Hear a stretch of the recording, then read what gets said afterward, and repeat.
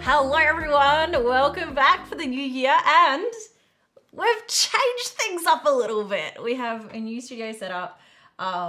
It's the same space, but we decided to move things around a little bit. I've got a new desk because my old desk, it's not actually blue, it's wood under here somewhere, because my old desk went through quite a bit, and it was doing pretty well with all the paints and the supplies and everything until we had a little bit too much fun with a hot glue gun one day with the members, and I maybe completely destroyed it at that point. But it's survived for like, what, 5 years now? 6 years maybe, Shane? I don't know.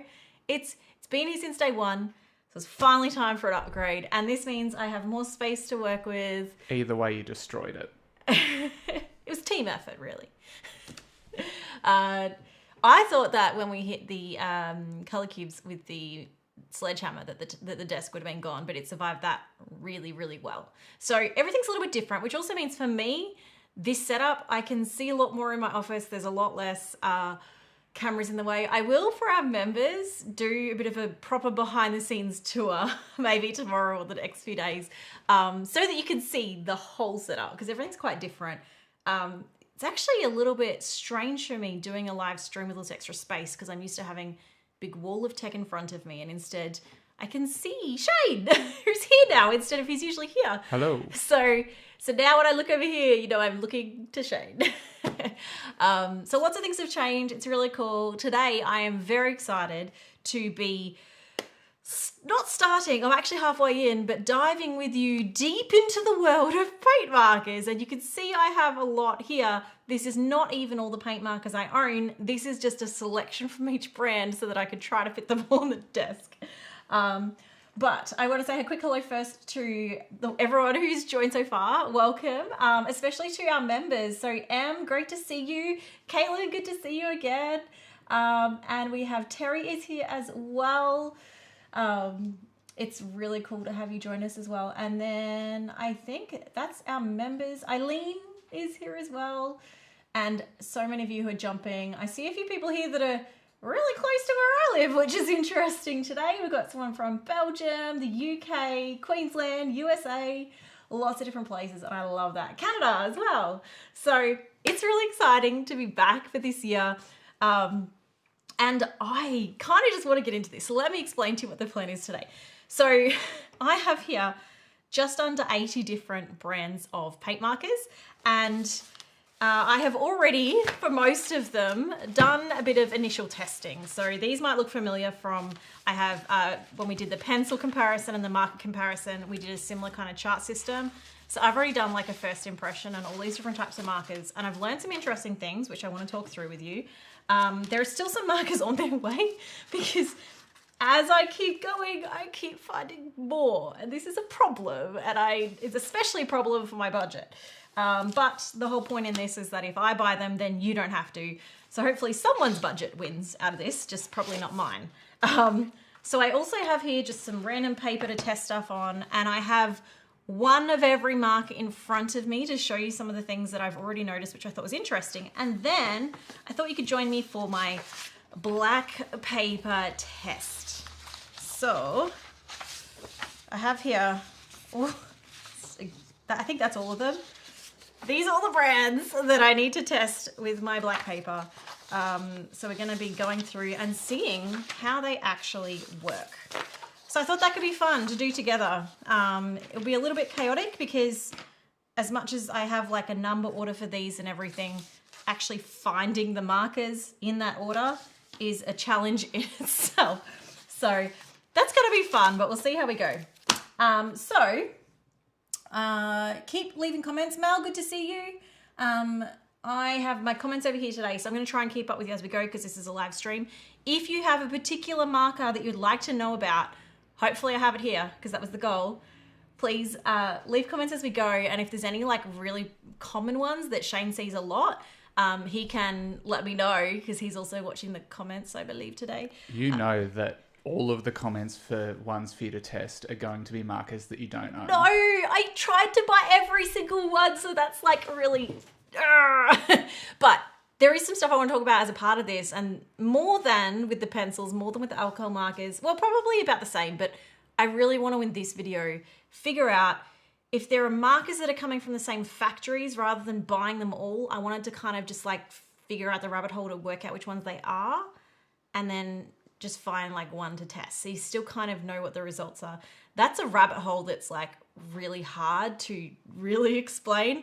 I have got a few here that I have bundled together of brands that are the same marker, and I've actually gone back and managed to find the source factory and worked out that they are twins. So I do have some suspicions for other brands that maybe are more like cousins than twins. So we'll explain a bit of that too as we go. Oh, where do we start? Or are they like non-identical? Non-identical twins? What do you call that? Just twins? Twins? Yeah, but they're I not. guess. Okay. You know what? That's a good place to start. Let's start with the discussion, and I'm just going to move some of this multitude of paper over to show you what we're talking about here. Okay. When I'm talking about markers that are the same versus different, this is my perfect little combination here that explains this. Where are we? We've got this one, we've got this one, and I'm going to say this one. Okay. So these markers here are all super fine tip markers. If you open them up, they all have that same plastic tip. Let me show you the close-up of the ones we're talking about here. I don't know if that's clear.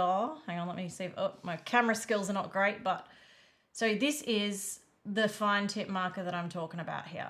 So putting these side by side, it's really easy to just go, okay, these are all the same, but are they? Are they the same? So this has been what I've been trying to work out. So first of all, I've got all my markers and found, okay, these ones are all sort of similar tips. That one's already different, so exclude. Put you back. So these ones here, what I've been doing is looking at any codes I can find to identify if these are the same. The first test is actually just looking at the barrels really closely. And I don't know if I'm going to be able to get you a nice, maybe I'll try my side camera here again to show you, although it might not be super clear. So these all look like they've come from the same mold. The only difference here is that this one has an 8 on it. But if you look at the rest of the design of the marker, they all have the exact same patterns on them. If we were to line them up perfectly, which is obviously a little bit hard to do just on the side camera here, but they even have like all the cuts and lines in the exact same spot. And then the same on the bottom. They're all the same marker. The only difference is that some of them are clear and they all have different branding on them. Now, to explain how this works, there is white labeling, which we'll talk about in a sec, and there is just producing stuff with a factory. So I'm going to try and talk through more of these in the video that's coming soon with the markers, because it does feel like something that I feel like if we understand it better as consumers, then we can make better decisions. I'm just going to just pause for one sec. Because today, with our new setup, I am getting ultra confused by all of our changes in cameras. So I'm going to make just a little editing team Shane note. Keep me on one camera, please. Can you what? Can you keep me on one camera, please? I'm like looking everywhere and I'm lost. Follow the red lights. No, this is like this is challenging. So you're here with me, you're watching, trying to, no, we're just gonna use this one. Forget the other camera, I can't do it. Shay's trying to be all fancy and make our live streams more interactive, but I just can't do it today. So these now I need water. You know what I really probably need is a coffee. Alright. Do you want me to change to the other camera? Don't do it. Don't do it. You can change the top camera. Top camera for the win, right? Yay! Top camera. So what I've sort of done with these markers were the ones that started this trail for me. I do have some other combinations of other markers here that are similar sort of situations where they look identical from the surface. But this doesn't necessarily mean that they're white label. It doesn't necessarily mean that they are exact copies. Because one of the ones that I was most curious about initially, like you've also got ones like this, right? That look incredibly similar. Sometimes, I'm trying to work out how to explain this because I do need to figure out how to explain this in the main video as well. You've got, let's just take a step back and I'm a company that wants to make a marker, but I'm not a big enough company to have my own factory, right? Let's pretend Sarah Nay Clark is making markers. Sarah Nay Clark is not making markers. We're not making markers, no. okay? Announcing, we're not making markers. I'm going to leave that to the professionals. But if we were going to make But if we were going to make... Hypothetically. If I was going to make markers, I don't own a marker factory. I don't... Yet. Know I don't know the technology that's needed. I don't have the plastic molds to build the barrels. I don't have an R&D department, although I kind of I am the R&D department, so that part would be fine. I'm good at the testing. We can do that, right? I also don't know anything about how to manufacture ink, right? So my options with choosing to make a branded marker for me is I can either find a factory and go and explain to them, this is what I want to make, and then work with their R&D to actually develop a really cool marker. Now, this is an expensive process. It usually takes a lot of work, a lot of months, and it means that I'm going to end up with a custom marker that only I have, but the parts may be repeated in other people's markers. It's like I'll get a catalog and be like, I really like these tips, I really like this cap, but can we maybe try and like grab the ink that this brand over here uses from this Japanese factory and I'll ship it to China and we'll get that, right? So I can customize to my heart's content, but it gets expensive and usually you have to order a few thousand if you're going to do something like that. So that's the kind of thing that a lot of big existing brands with big audience might go and do. I believe, now this is all just theory, but I believe this is what Ohuhu does. They may even have their own factory now. I'm still trying to puzzle that out. I also believe it's what brands like Artex do, where their caps and everything, they're similar. They're similar to some of these others. Like these two here are the ones that I initially thought might have been from the same factory, being Artistro and Artex. They look like they have some of the same parts. But then when you look at the differences, like these ends, and I'm going to have to try and show you as close as possible for this. These ends, despite looking the same, the tiny little ridges on them are not the same. So this one is finer than this one. And even the base, this one is indented very slightly more than this one. So it's possible that the white barrel is from a factory. But even that, there's like the tiniest little details like the beveling. So it's actually more likely that one of them has taken the other one's marker and given it to the R&D department in like the factories, maybe the same factory, different molds, maybe different factory, just copying what is a popular style. Could be that they found those markers and sent it to another factory and said, I like this. I like this. Can you make something similar? Yeah. Like there's all these different ways that can happen. So that's a very valid way to produce a product. It's actually called OEM, I think it is, on Original Equipment Manufacturing. That's what it stands for. OEM, Original Equipment Manufacturing. So you can really customize your product, and it's what most companies are going to do, especially because like someone like say Michaels, if they wanted to bring out their own marker, they also bring out so many other products. They're more likely to find factories that already exist. Then there is white labeling. Now white labeling is similar, but instead of me going to the marker factory and saying, okay, I want to plan a mark with you, I go to the marker factory. Which we're not doing. But if we were. But if we were, hypothetically, we would go to the marker factory and say, great, what markers can I get from you? And they would send me a catalogue, which by the way, I did reach out to some manufacturers and they did send me their catalogues. Not because we're making markers, for research. So I did that. They send you a brochure and it's literally, here are all the bases, here are all the sizes, here are all the markers. You pick one, you go, that one. I'm going to have that, but I want my logo on it. It's kind of like, do you remember when the Nintendo Wii was out and you made the Mii and you had all the different hairstyles and you had all the different... No, but see, that's more like original equipment manufacturing. OEM is like you customize the Mii on the Wii. Yes. Is there another example of that? You customize your character, whereas white labeling is you just take the preset character and slap your name on it. You take the Wii that was already created and you change the T-shirts logo. T-shirts, yeah. You pick a character that already exists, you put a T-shirt on it. It's like when you go in Mario Kart and you have a blue Yoshi. I don't know why we've got into games, but it's fun. So this is white labeling. It's kind of like if this now. I want to pick a brand that is definitely not white label as this example. Let's go this one. It'd be like if Pilot Pintor made this marker and, oh no, sorry, if a factory made this marker and it literally was just white, and that's why they call it white label, because it's just a blank marker, you can put anyone's logo on it. Now, as a consumer, again, white label brands, perfectly valid business approach. The problem is when you have 20 different people that have gone to the same manufacturer and all of them have gone, I want that one. And now you have Sarah's markers and you have Shane's markers and you have Moscow's markers and you have Holly's markers and you have all these different people with their different markers, but they're all the same marker. And as a buyer who's looking at Amazon trying to work out what markers to buy, we end up with a very, very flooded market of the same marker over and over and over with just different logos on them, so you don't know until you buy them and they're exactly the same.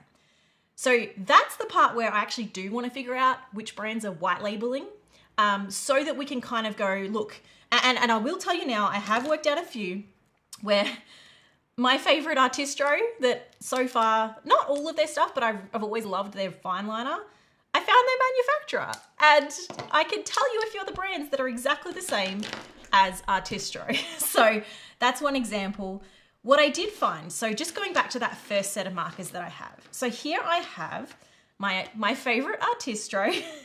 I have the Tuli-Art, I have the Life of Color, and I have Flysea.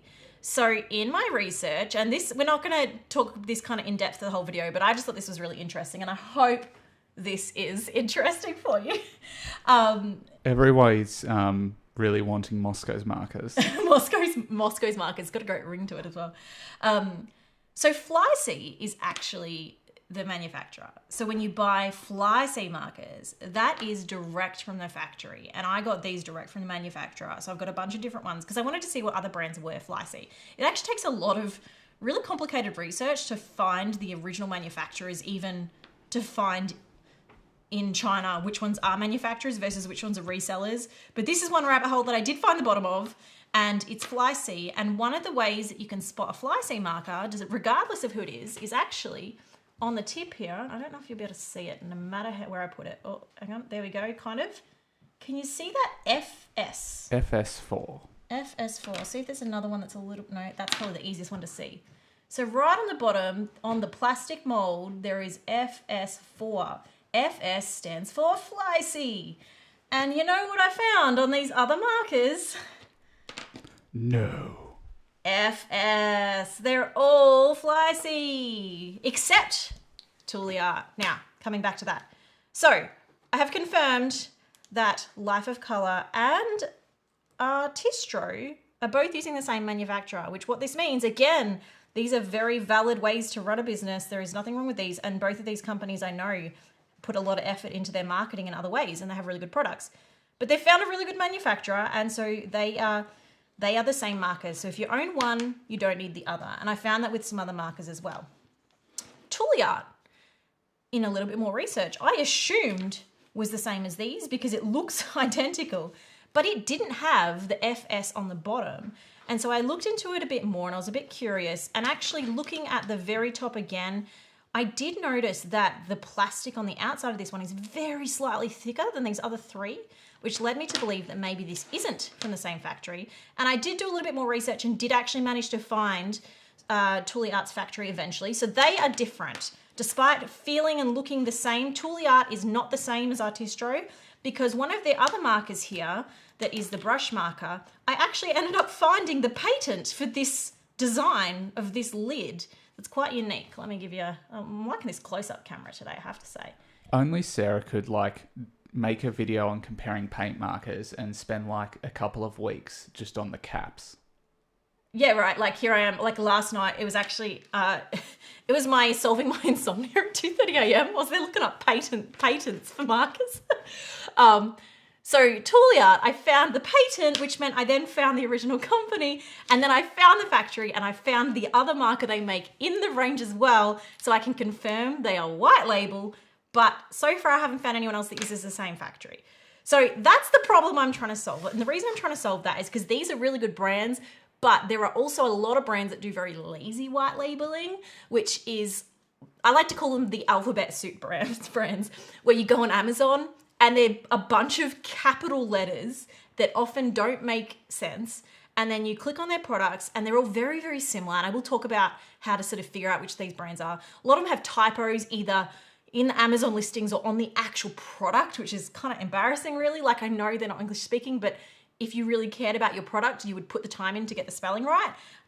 So they're rushed products and they will just be straight from the catalog. They're often exactly the same markers as some of these, except that they may even use cheaper ink or stuff like that compared to some of these brands that at least put a bit of effort into finding a good factory to work with and white labeling a good product as opposed to white labeling just anything they can slap their logo on. Sarah Chalker said, well, the cat's out of the bag. Sarah isn't making markers, but Moscow is. The cat is going back in. Great use of an analogy. Yeah. Very, very good.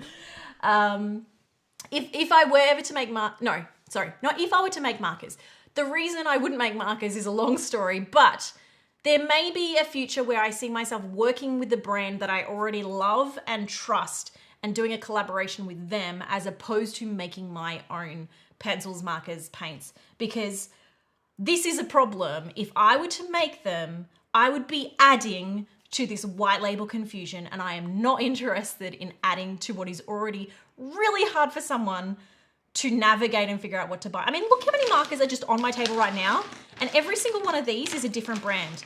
There are no, well, there might be one or two repeats if I've got different sizes, but every single marker currently on my table is different to each other. And this is not including all the many, many, many white label brands that are direct copycats of each other.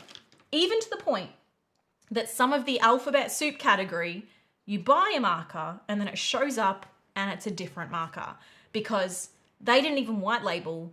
They just bought the marker out of the catalog and then just resell it on Amazon and slap their brand on the listing. They don't even get the marker custom made. It's like the laziest, cheapest version of white labeling. I hate it because I would rather in that case buy the factory brand than buy someone who's...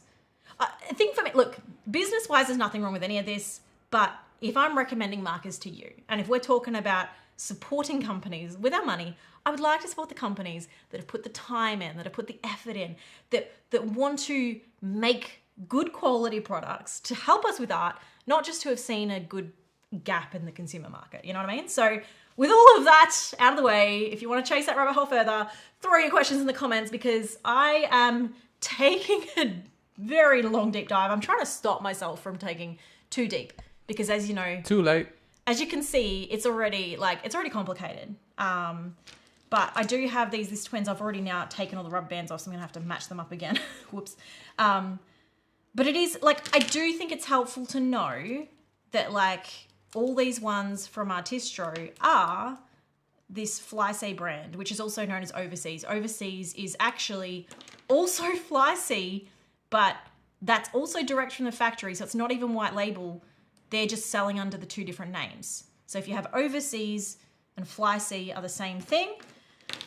And as I'm discovering, Artistro, none of their markers are actually completely unique. They're all from just a factory, which I'm disappointed with because the white version of this marker has been my favorite white marker.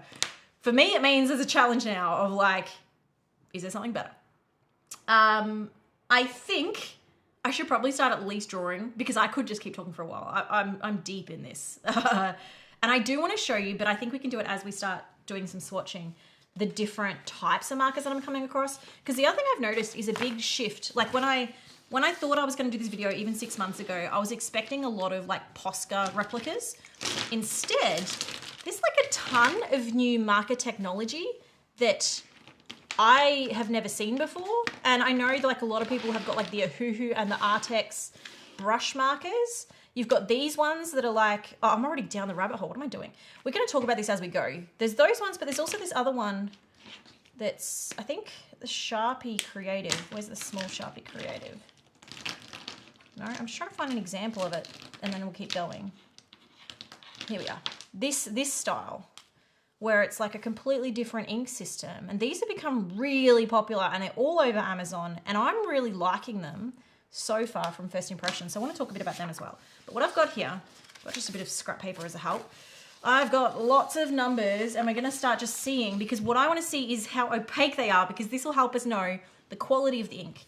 What I don't know, to tell you to start, this is just card, like, it's actually quite thin, but it's like a thick paper. It's not hot press or anything fancy. It's just paper. And so I'm curious to see which of them will just soak in versus which of them will sit on top, how opaque they are, and if we notice any patterns with like the types of markers performing a certain way. So I won't actually be using these single markers here. I'm actually going to be using my big piles of markers here. Before we go further, are there any comments that I've missed, Shane, that we should catch up on? There's a bit of appreciation for the amount of work you have gone in there. I've just noticed Caitlin said that, Shane, your snark is noted. Was I snarky? I don't remember being snarky. You don't remember being snarky. A couple of comments. How's your jaw going? My jaw has been doing so well, but in the last like week, it started to hurt again. I don't know what that means. I'm going to keep an eye on it. I'll probably put a heat back on after this. I'll keep you posted on that one. It's a bit... The surgery worked really well, but the surgery was never going to be permanent. But the surgery was also only like 3 months ago, and I really hoped I'd get further before it started hurting again. There's an interesting comment on the white labeling about the trademark is important on Amazon because you must have one in order to brand register your products there. So that might explain a little bit why companies are just like throwing a different brand name on it, because then they don't have to go through the whole registration process, but they can still just sell the same thing. Interesting. So I'm just going to grab a few to start. Now, most of these are already activated. Thank you to my wonderful team for helping me with that, because that is a nightmare job. But some of them aren't. We're going to see how we go. So I'm not going to do these in any particular order because it would be a nightmare to try and sort them. So I'm just going from the top. So I've got Enmy's here. This is... Now, some of these brands too have different style markers, and I've just brought one today just because... Or I've just like bought one because honestly, paint markers aren't cheap, and I really pushed the budget on this video more than I ever have. Now, the Enmy's markers as a reference point, I'm pretty confident is from the factory Vignette Stationery, VS Vignette Stationery. So we'll see. In fact, I wonder if I can find them in here as well. Maybe we can do them back to back and we'll see if they do seem the same. Got an important question. Sorry to interrupt. Oh, you're fine. Where's it gone? Is there coffee in your milk? Is there coffee in my milk? I think they're having a jab because it looks very milky. It's iced, that's why.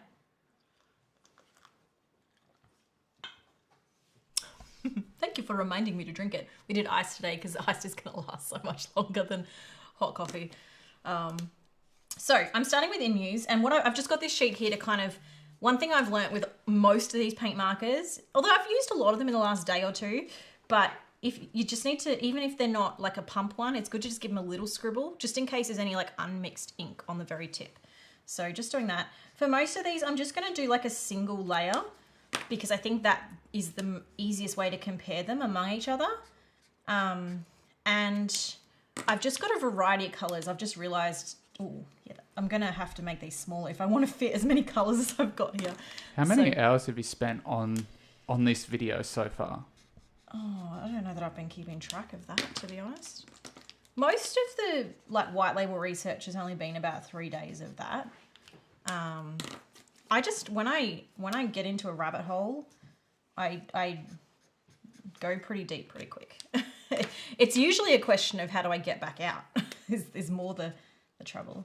All right, so this isn't a good example here of one that my first stroke was actually really bad. And you might notice with each of these sets, there might be like one marker that's really crappy like this. Doesn't mean the marker is bad. It might mean that I've wrecked it in my previous testing because I'm actually not going to use that one for this. Because every test I did this layering as a part of it. And I've learnt in this process as someone who doesn't use paint markers that much, I don't think any paint marker likes to be layered. So layering on wet paint is what I mean by that. So most of them, it ended up wrecking the markers. So I've ruined one marker in every brand. It's part of what I wanted to test though is like, can it handle that? And apparently the answer universally is no. we'll see. So these, first impression of these is they're pretty good. A few of the colors are a little bit like watery, so there's a bit of texture. It's going to be a lot easier to really judge them once we get more colors down. The other thing I'll note that is something easy for me to forget as someone who, again, doesn't use paint markers that often, is that when you first put them down, they're often a different color to when they dry. So in some cases, that is how bright they are off the page, so they'll actually dry brighter than what they first go down on the black paper.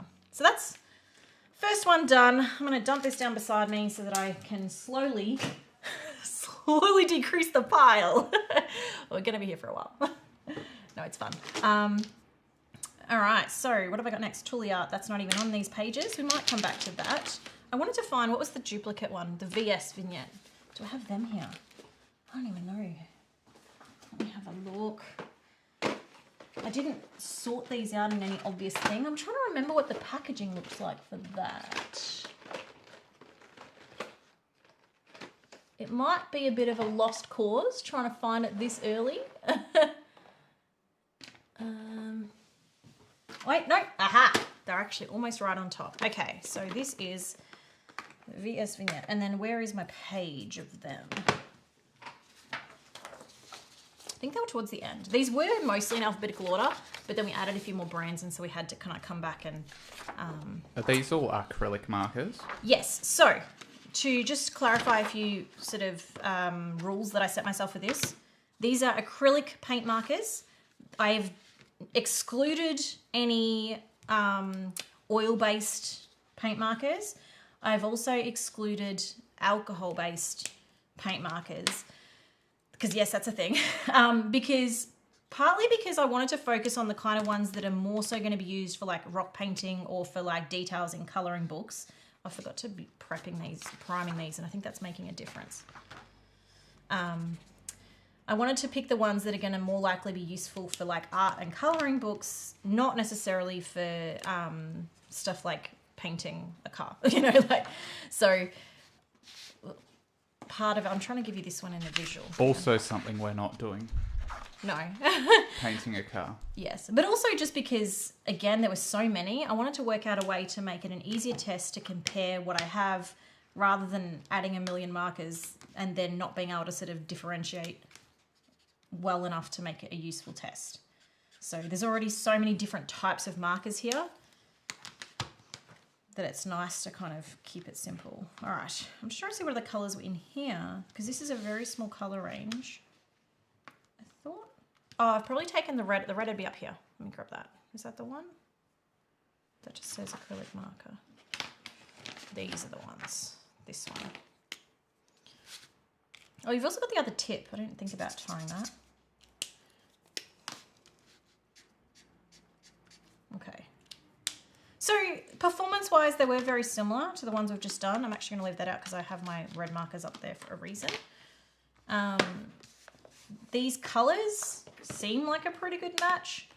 I will be testing them in some other tests as well to see if they are definitely the same, because even though they might be the same barrel, they might not be the same ink, just to really complicate things further.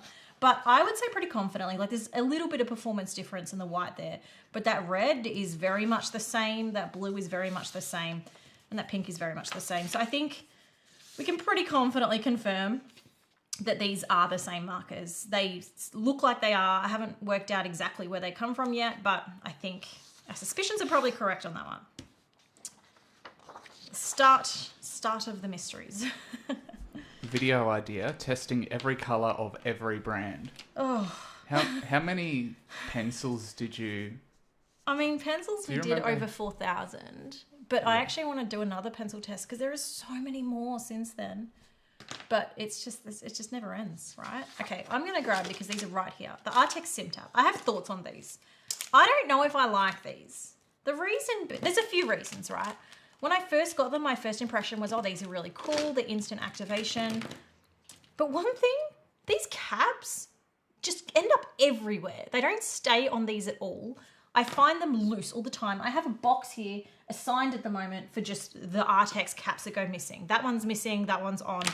That's just annoying. So just a little, you know, pet peeve. But the other thing is, when these activate, I mean, that's already just splattered something at me. They do seem to be very pigmented, very strong ink, but I find them really easy to make a mess. And I'm not sure, because basically you pump from this end. Let me find one that's not yet activated. They look very juicy. They are very juicy, which I think is why they've tried this, because this is a different technology, and I haven't seen any other marker that's used this. So there's obviously good, here we go. Okay, so we've got an, so let me show you. It's a bit hard because it's the, I wonder if the orange, oh, let's go the orange. That'll be easier to demonstrate. Okay, so to activate these, first we will shake them. Always put the lid on before shaking. I've learned that the hard way. I might shake a few while we're doing this. Get them all going. This has become a very familiar sound in my studio.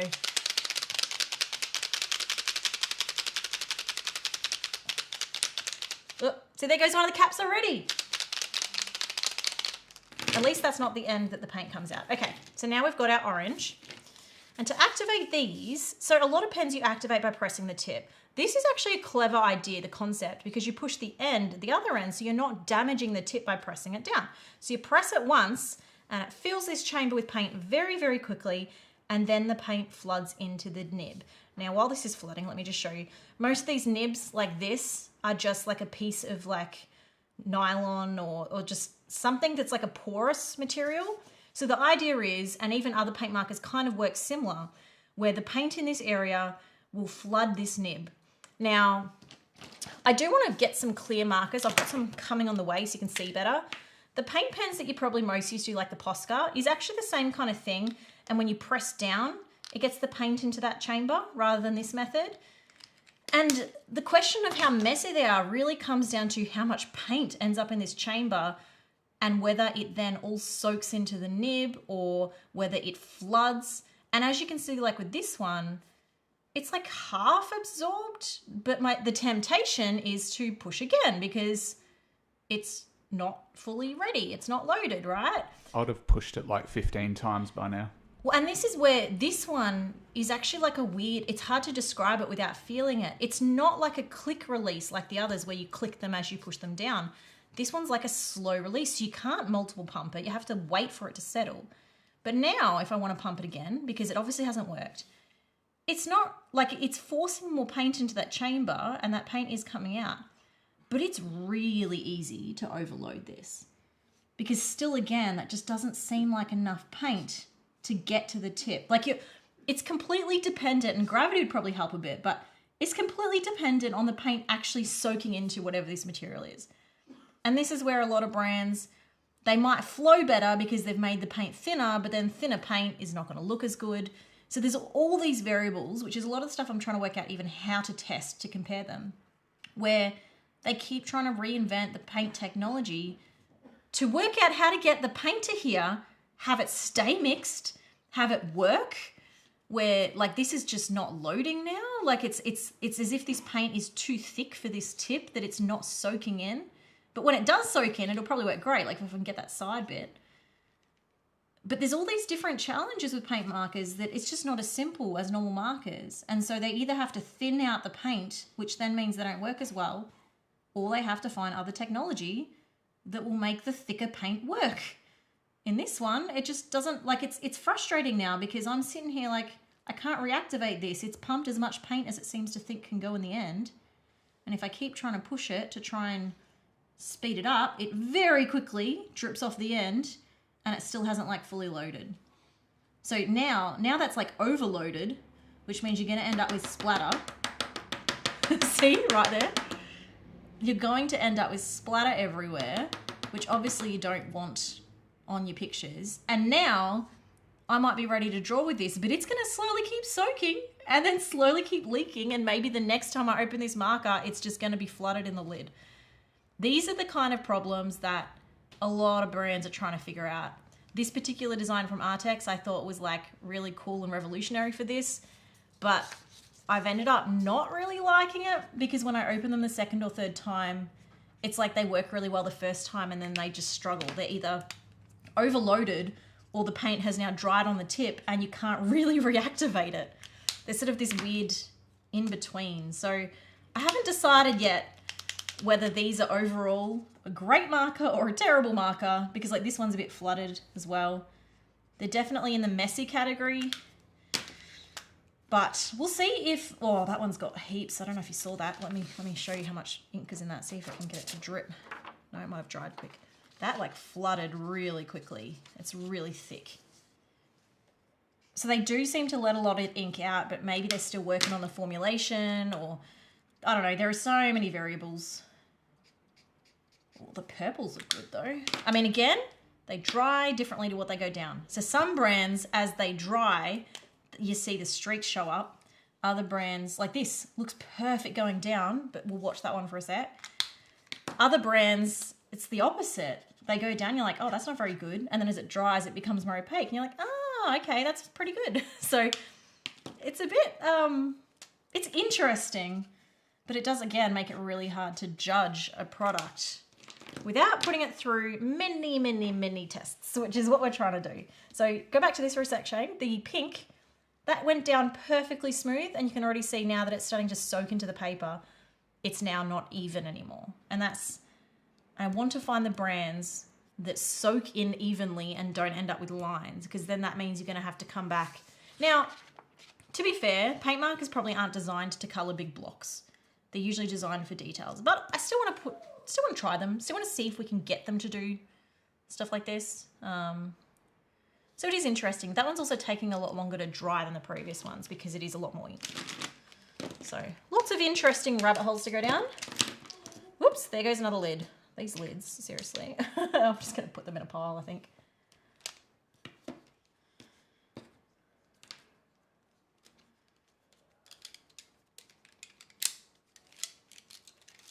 All right, so they're going away. I think that one is one that it might work for different purposes. It's probably like, this is the thing, different markers, they're going to work for different purposes really well. There's some of them here that are going to be perfect for details, some that are going to be perfect for filling big areas. Chances are the same marker won't be perfect for both. Who knows? We might be surprised.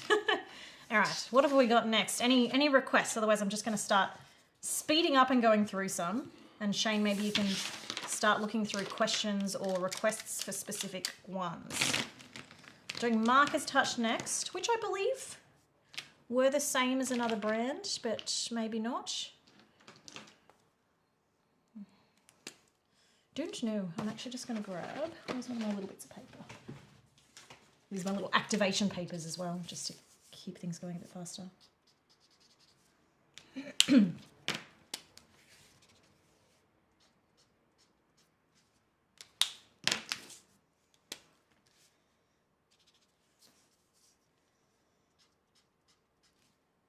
Hello, Sweet Haven. Good to see you. See some comments. I do have the Just Art markers here. I have the Artex ones here. The Meeden. Yes, I have those as well.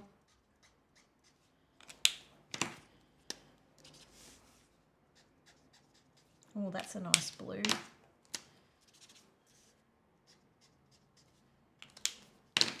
Not going to have enough room to do all these colours. Got to do them smaller. I keep on doing them too big. Could probably do a second row, but then it'll be harder to kind of compare them at the end. All right. Master's Touch. Not bad, not bad.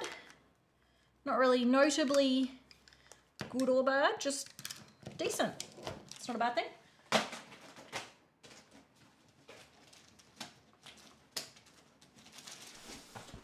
Whoops. Don't mind all my noises in the background. Okay, what do we got next? Well, what was one of these ones someone said? The Meeden. Let's have a look at the Meeden.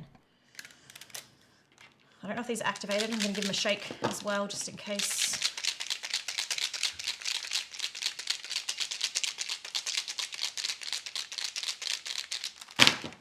Now for the question of the difference between paint markers versus acrylic pens.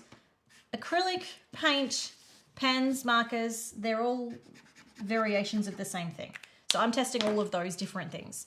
Anything that has like acrylic or paint, as long as it's acrylic paint, water-based acrylic, those kind of things. And then markers or paints, different, markers or pens, different companies use those words interchangeably. So you'll find some that'll call them paint pens, some that'll call them acrylic pens, acrylic markers, paint markers. All of the above is what we're testing here. So the Meeden, oh, that one hasn't been activated yet. Let's come back to that. And that one hasn't been activated yet either. What else we got? Here we go.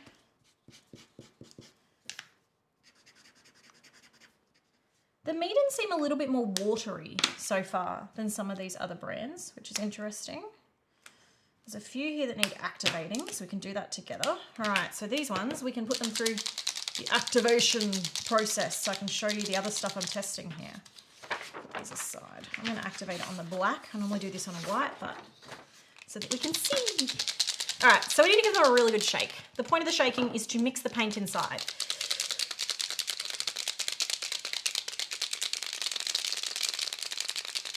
Hopefully that's enough.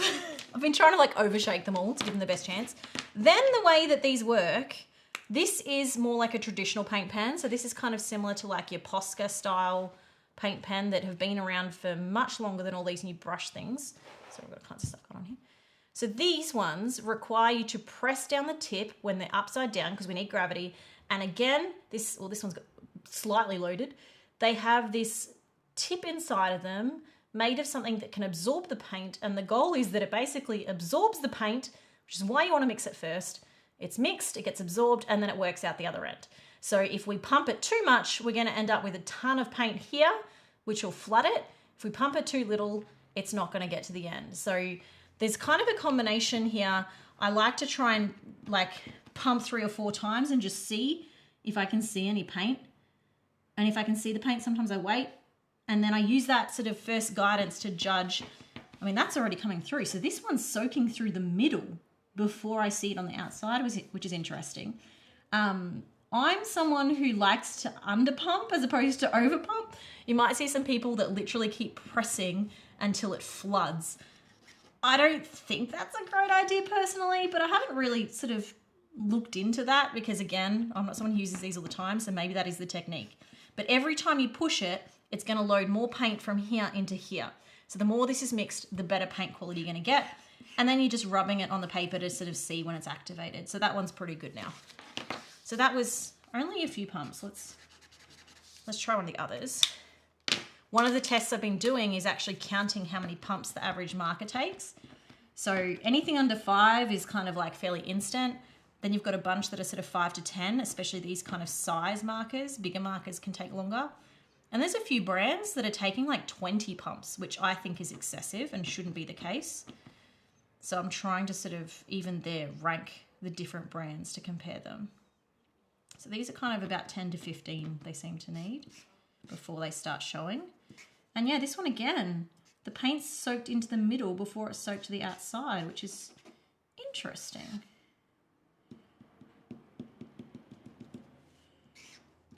And yeah, it's getting slightly stronger. I might get one more pump.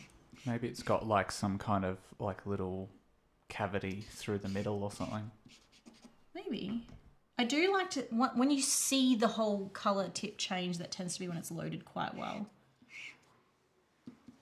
Alright, that's pretty good. The more you shake them, the better. Like I think some of these ones, even though they were activated, the more you shake them, the better results you're going to get.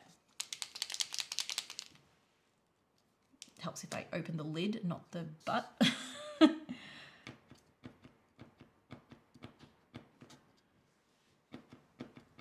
So I think these ones are about 10 pumps before they sort of start going. Yeah, so at the 10 pump mark is when you can see that. Oh, can you see it coming through now? It's starting to flood. It's actually quite fun to watch them flood.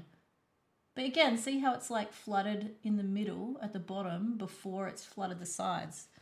That's not something I've seen many of them do. All right, so I'm going to put this down as 10 to 15 pumps for the Meeden. I'm actually going to make a note of that too, so I don't forget. Where's my notepad? Here it is. I have my little notepad to record stuff like this so I don't forget. So I've got Meeden, which is number 43. I've got my number system to make this quicker. And it's 10 to 15 pumps to activate. Helps me keep track. All right, we'll do one more colour and move on to the next. 7, 8, 9, 10, 11, 12, 13, 14, 15. I don't know if actually pumping them that quick all at once makes it less useful than pumping them a bit slower. So that's fun though. It is fun. But now I have to pump it more because I think like it probably just, the ink can't get in quick enough, the paint. Like it's soaking, it's just slow.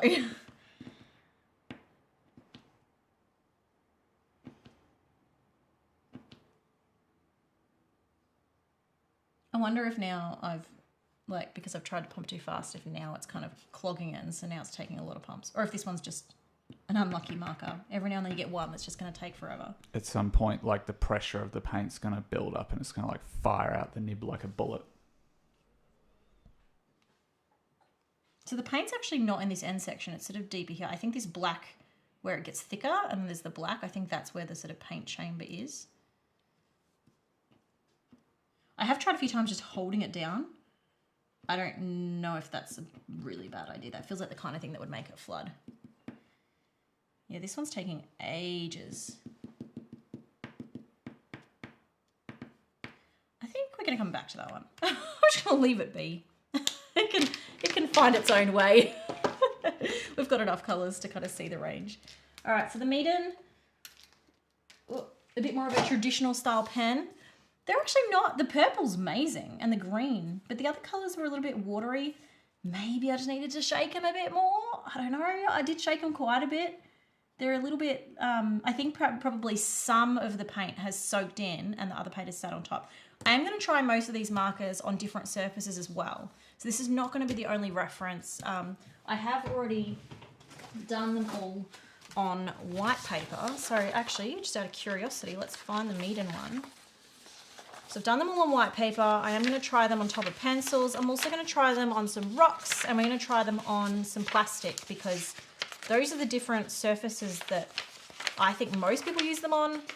You can use paint markers on almost anything. I do recommend priming your surface or whatever you're using. I probably should put these in some kind of order, like alphabetical or something, or numbers. There's a lot here and finding one is not as easy as I'd like it to be.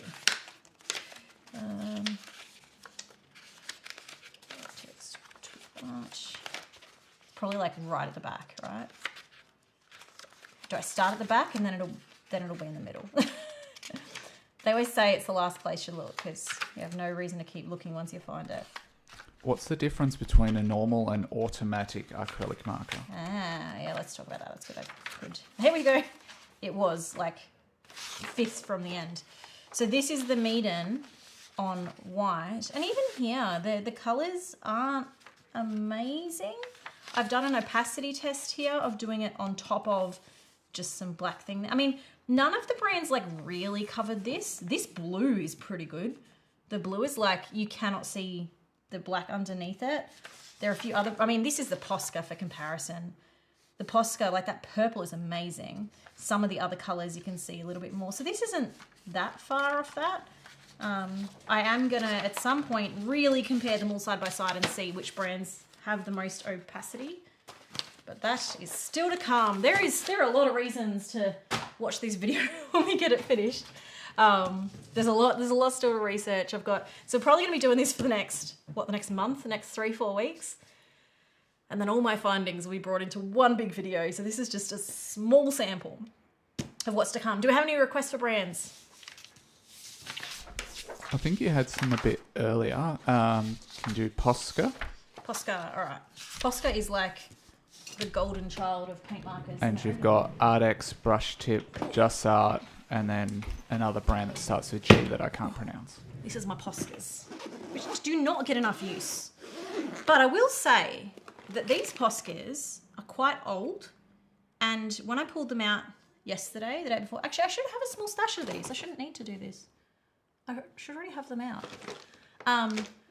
When I went to use these again, I was amazed that they were still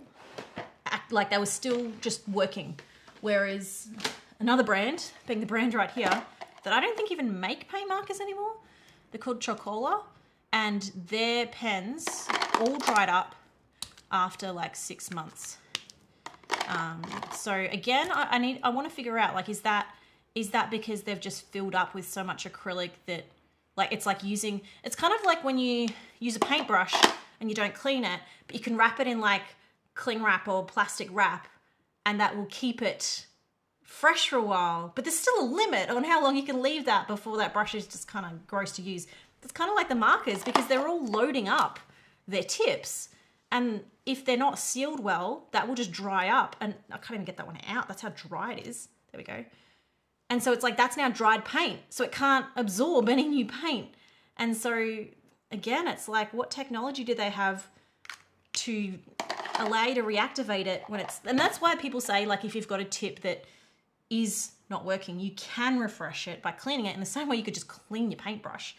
But it'd be nice if you didn't have to. I'm going to come back to the Poscas. I know that was an interesting one. There's a list of about 10 brands in the chat. All right, well, I'm going to do the brush markers. There's two different types of, because this brings up that question too. So there's a few different brush markers here. Actually, I should get out these versions.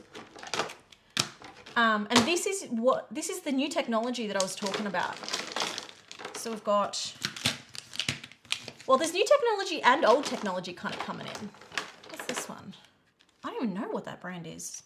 I think that's Shuttle Art. It doesn't have the brand name on the marker. This one. So these are all different types of brushes, which means they shouldn't need shaking and they shouldn't need activating, which I'm skeptical about the no shaking part, but we'll see. Come back to the jewel tips soon. And Sharpie does it as well. All right. So the two different kinds of markers that are coming out, Sharpie's range actually shows the two types quite well. So I'm going to open that. So this is the Sharpie Creative. They've got the large one and they've got the small one. And the tips on these, let's show you the difference. Very, very different. They're like two completely different types of marker. And they are two completely different types of marker. You'll notice this same pattern in the, what's this one? Where's the, I'm trying to find, no, what am I? The same pattern goes between like the new Artex markers. Here we go. So this is the Artex there. And then this is also Artex. Now, this is a bullet, this is a brush, but you can see these are kind of similar, these are kind of similar. So these are what we call a cotton core marker, where basically this end tip just attaches to this concept of like soaking up the ink here is actually just happening down the whole barrel. They tend to be lighter. You'll notice these markers are usually quite light because rather than just having all the ink like sloshing around here, it's all already loaded in the cotton core. So one thing is like all these brands will say to like store horizontally. I wonder if the cotton core actually would be better. I don't know. I feel like gravity would help, but then maybe they would also overload. I don't know. So that's something I want to figure out as well. Oh, it's too many questions. So these are one that you're going to see a lot more of. They're technically called a cotton core, but you will just see them with lots of different brands and lots of different Amazon brands in particular. The Ohuhu new markers, similar concept again, right? I believe they're cotton core as well. And the same with like, I think these were the Shuttle Art or similar. So a lot of these brands that I've got here, the Enmy is the same again. They are all what I believe is a cotton core marker. Then you've got this other style, which is what they're calling direct ink or free ink system. And there's all different words that kind of like suggest this same thing. These basically have like a really complex maze of plastic in this section, and the paint here has to go through this maze before it soaks the tip. And the idea of this is whatever this does is like some kind of magic that mixes the paint for you so you don't have to shake these markers. Now, in saying that, this one still suggests to shake it. Some of them do, some of them don't. So it's not really clear to me, but from what I understand from technology, that's the process. I have tried to find the original marker that came up with this process. I first saw it actually on the Karin Real Brush, which I'm getting a new one soon. They're actually sending these to me because this one's quite old, where they had this process on their pigment Real Brush. Now you can see these are old because the paint in there is actually starting to separate because I haven't used them. Like these are probably 5 years old, so they're probably doing quite well to even have any ink. And you can actually see with the clear here how the paint in the rest of this still sloshes around. These still say shake before use as well. So I guess the more that you shake it there, this will then keep it from separating or something. What's interesting is when I was looking into it, they're not the ones that held the patent that I could find. The patent that I could find was actually owned by Sanford, that you might recognize as being the name of Prismacolor. And fun fact, Prismacolor and Sharpie are owned by the same head company. So as far as I can tell, and I could be wrong, this is just my layman research, it seems like Sharpie hold the patent on this particular technology being used for a paint pen. I don't know. Either way, everyone's doing it. So let's have a look. Let's try the Sharpies. Where's my Sharpie page? To show you the difference between these two markers, because this is probably the biggest thing that this was actually the reason that really pushed me to do this video, is for these new types of markers. And even the Sharpies here, these are, I think, 2 years old now. But just to show you, they're still really good, even though they're getting a little bit old. So this is just the normal ones. And as you can see, I haven't had to activate them. They're just mixed. That one probably a little bit unmixed. And this is the large one that isn't the direct ink flow system. Now, I'm actually impressed with these on the black, because on the white, I thought that they felt a little bit more watery than I would have liked. That one's a little bit watery. Where's my white? I need the white. I might leave a gap because I know I have a white around somewhere and I want to test it. But let's try the direct ink flow. I should have done them first, because now I'm going to smudge it with my hand. So these I actually do think would benefit from just a tiny little drawing beforehand. But actually you can, I mean, look at that yellow, the difference, huge difference there. They do seem to have more prominent colors and better opacity, and they flow a bit better. But they also do tend to, on the very tip, sometimes the mixing doesn't happen as much. Part of why I'm curious about these as well is, from what I'm looking into, that's the marker I already did. From what I'm looking into, this new system actually allows them to put thicker paint in the pens, because the cotton core version that most of these brushes are, they have to actually thin out the paint to even have it absorb properly into those tips. So most of the cotton core, from my little bit of research so far, seem to be a little bit more watered down. Makes them good for like coloring books and for like low mess. They're a lot less messy. So probably for kids, they'd be a better option. But if you're wanting that real sort of opaque paint pen, then I think these new direct ink flow system may actually be the way to go. But we're still early days in my investigation, despite everything I've just said. I'm still only at the beginning of this. Let's try some of these other cotton core ones compared to some other of the direct ink flow ones. So my pages are here. So Artex, I've got this one I've just called brush tip.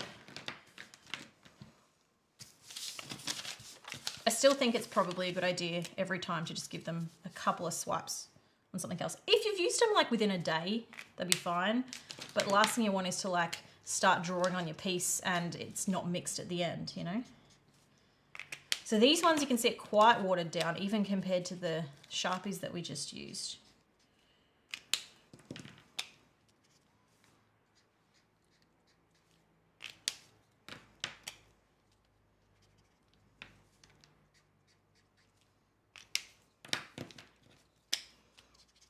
Another common thing I've noticed so far, but again, more testing needed with these cotton core markers, is that a lot of them seem to be really creamy colors.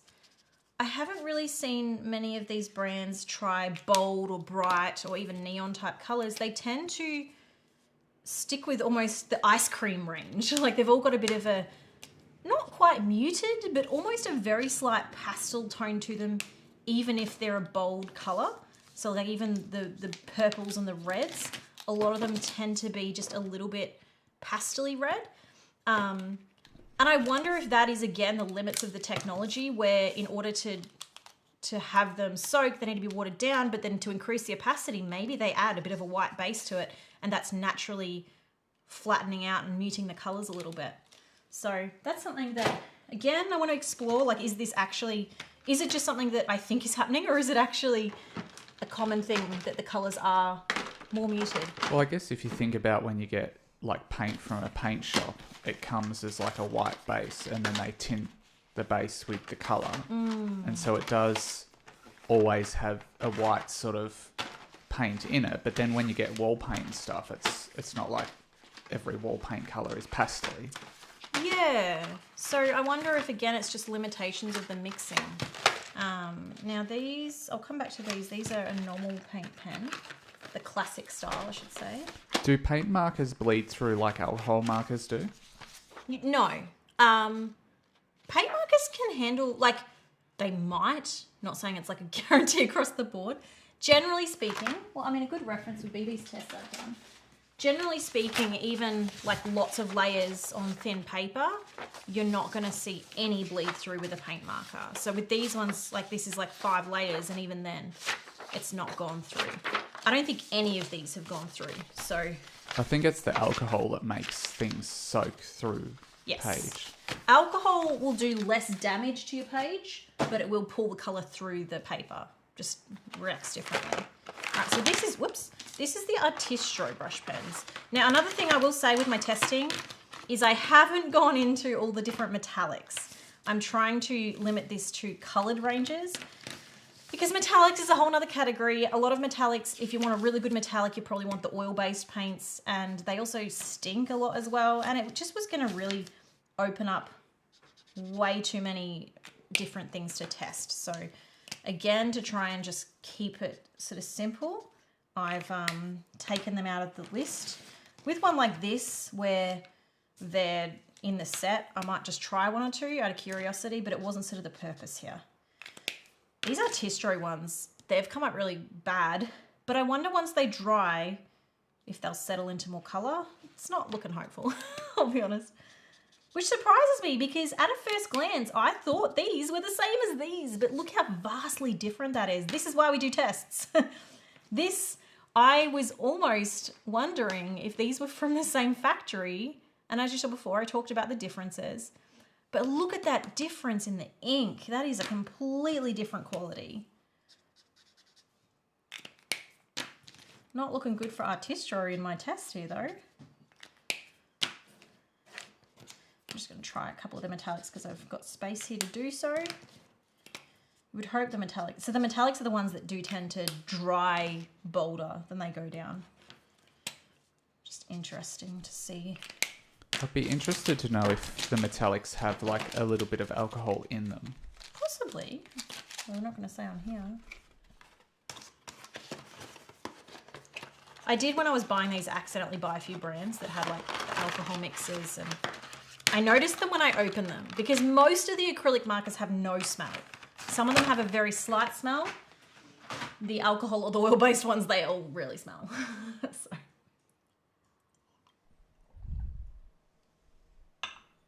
All right. So Artistro, not great. That's the worst performer so far. I don't know if that'll be, maybe we can try the other Artistro products because I do have them here. What are these ones? These are the medium tips. Let's do it. Let's see if this is across the board or if it's just that one size. I expected more from Artistro because I love, and everyone will hear me talk about, I love their little set. These ones.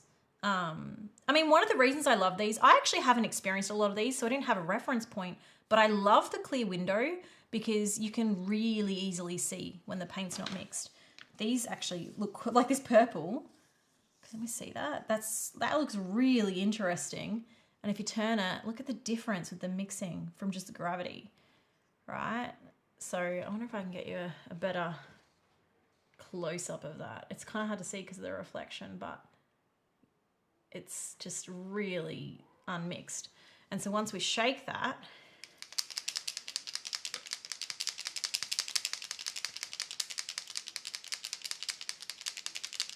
now it should all be one color. So the good thing about those is that you can very quickly see if they shake it up. Let's get them all going. Does Crayola make acrylic paint markers? Oh, I didn't even think about Crayola. they wouldn't be very good if they did. Seems like they're not thinking of you either.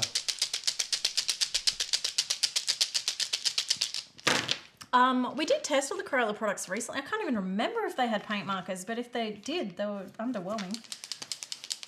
Actually, I don't need the black because that's not going to do anything. Okay, let's see if... Now, these ones may need to be reactivated a little bit.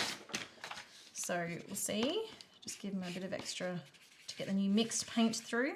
Because the thing is, even though it works, the paint on the end may not have mixed well now. So, pumping a new bit will give us fresh paint. This is the medium. So, let's see. Okay, that's already more hopeful than the brush. Off to a better start. It's obviously a different paint that they've used, and I think again it's because the brush paint would need to be a different consistency to be able to get through that cotton core.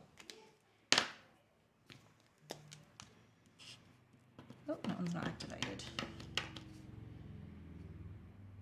You know what? I think that's a silver. I'm not going to worry about that one.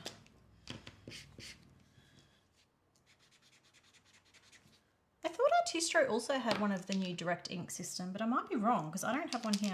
Unless I didn't, there's some brands that I didn't buy because I knew that they were the same as other brands. And I like here, I have already 4 different types of Artistro marker that it was like, look, you're going to see the quality across the brand overall. So the one extra mark, you can kind of fill in the gaps and make your assumptions. Yeah, the brown is the one that I clogged from my layer testing. Look at the difference. It's just like it's just ruined, and all that was layering it on itself. That's done that. The problem is once they're like that, it's really hard to get them back without stopping and pulling the pen apart and washing it, which I might need to do because once I realized that was happening, I moved to using browns. I was like, there's no point in ruining all my nice colors. Oh, I should try these too. So I started using browns for all the layers. All my test charts had a lot of brown on them because I didn't want to wreck anything else. All right, silver's coming. Gold needs a bit more gravity. And silver's nice at a first glance.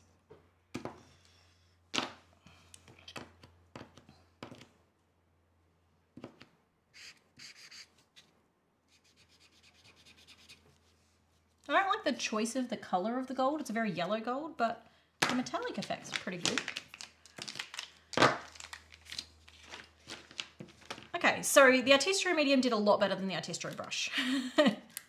One thing I am noticing is the purples in all these brands seem to be the most opaque, which I didn't really expect, but it is a pattern that I've been noticing across the board. I don't know why I did that. This can go here.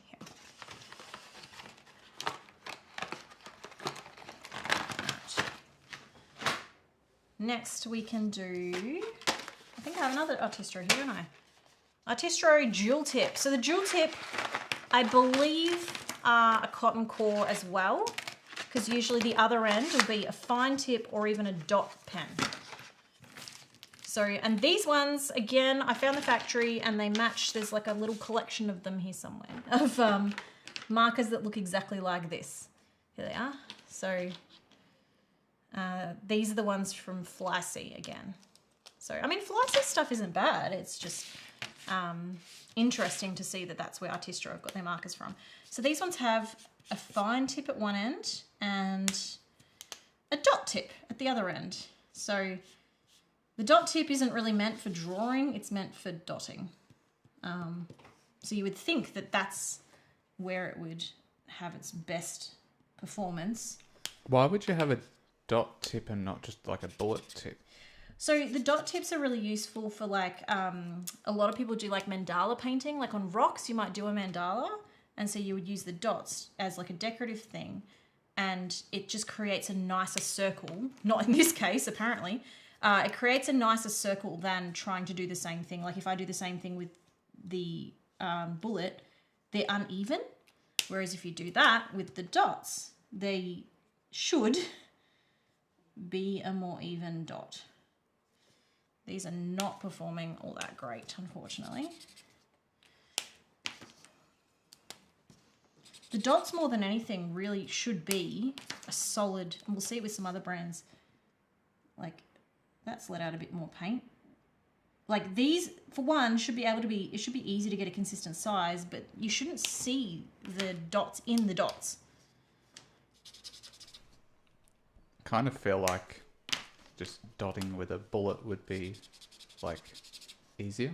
Well, when you see some of the brands that are doing a better job of making the dot markers, you might see the difference. If it's something you're doing a lot of, like if you're someone who is like a mandala artist, that's where it makes sense to have dot markers. Okay, so some of these colors aren't bad.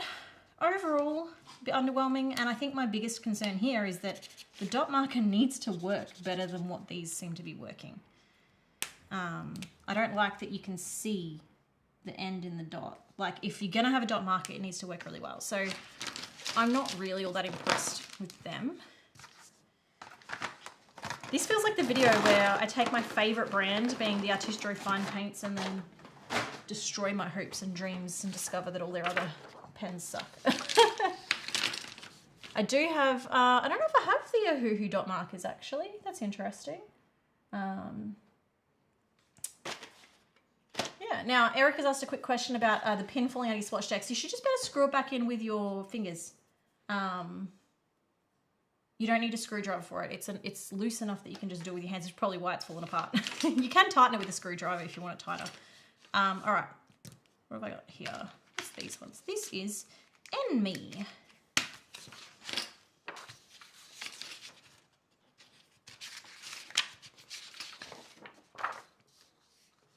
Alright, so these ones again are, these are very light. Like they feel so light. So if you want something to travel that's light. Alright, so I believe these are a cotton core. And I've got their dual brush coming. They haven't arrived yet. Oh, these are really like easy to use. They're triangle too. I feel like these would be great for kids.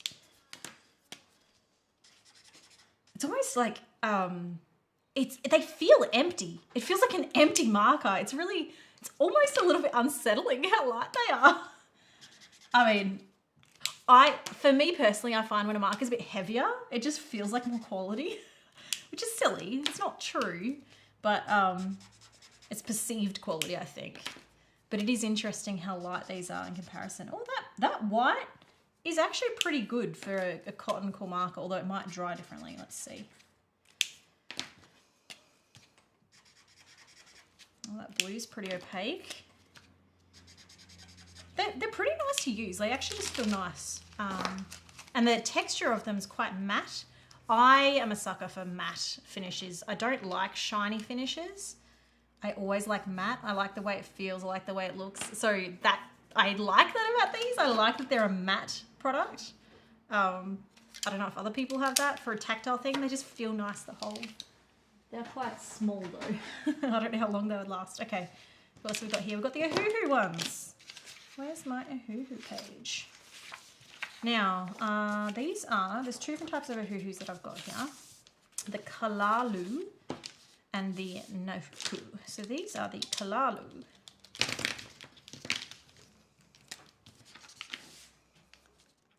So these are quite light as well. Again, I think these are a cotton core. That brown is probably the one I did the layering with because it's a bit not as happy.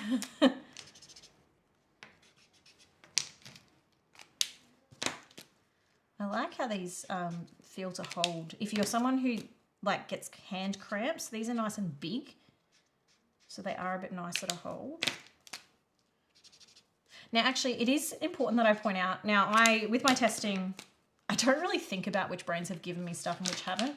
In fact, a few of the brands that have given me stuff, I've already kind of somewhat not spoken the best about. It's just like, I try to not really worry about that. But I will just let you know for transparency's sake that some of these brands have given me these markers, not necessarily for this video. Sometimes I have told a few of them that I was doing this video, so like if they wanted to send me their latest range to do so, and others I just had, but they'd given them to me in the past for different reasons. I don't remember off the top of my head which fit in that category, and I try to sort of just let that be the case because I think it allows me to be a bit more honest with my opinions. But if you do want to know, we can put up a list. I've written down, and on the main video I will be listing exactly which brands were given. just for the sake of like being open and clear. The Ohuhu markers, I believe, were given to me. Let me just run you through because it's good to be transparent. Artex were sent to me. No, the Artistro I bought. Artex and Life of Color was sent to me. And what else? The Karin are sending me their new ones. Ohuhu. Sharpie I got from a trade show, so technically I didn't pay for those either. And that might be it. I think that's it. Look, there might be one or two more. That's from the top of my head, the ones that,